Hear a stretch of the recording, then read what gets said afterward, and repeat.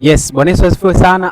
Hapa mbele niko na mwenyekiti wa CMF taifa kubwa, mwenyekiti wetu Mr. Simon Charles. Kwa hiyo niko naye hapa, tutatenda kutueleza hivi ilikoje kwaje mpaka kafikia mafanikio kwa siku ya leo. Karibu sana mwenyekiti. Bwana Yesu asifiwe sana. Amen. Bwana Yesu asifiwe. Amina. Hebu tueleze bwana, wanaume nini siri ya mafanikio? Mbona naona shamra kwa siku ya leo? Nini kimetokea? Amena. Kama tunavyosema kwenye slogan yetu kwamba wanaume ni taifa kubwa, na sisi tunamshukuru Mungu kwa sababu katuwezesha kuweza kufika siku ya leo.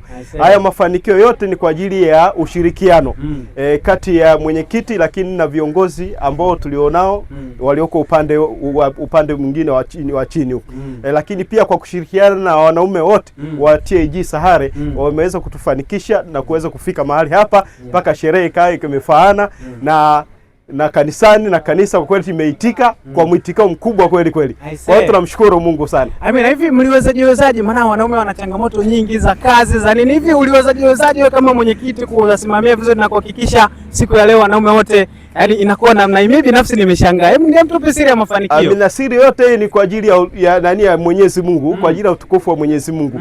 Mwenyezi Mungu ameweka kitu, amepanda kitu ndani ya mioyo yetu ambao ni utukufu wake. Sasa kupitia huu utukufu au hiki kitu ambacho kimepandwa na Mwenyezi Mungu kwa mwanaume, kwa kila mwanaume, ndio imetuwezesha tumeweza kufika hapa. Mashirikiano, mawasiliano, yote haya yamekuja kusaidia uweze kufika mahali hapa kwa pamoja. Aisee, Mungu akubariki sana. Amen. Nafurahi sana. Amen. Mungu akubariki sana. Jamani, zingatia maneno mangapi? Mawili. Ushirikiano pamoja na mawasiliano ndivyo vilivyowafanya wanaume kuweza kufanikisha siku ya leo. Pamoja tunasema wanaume ni mfano na utukufu wa Mungu.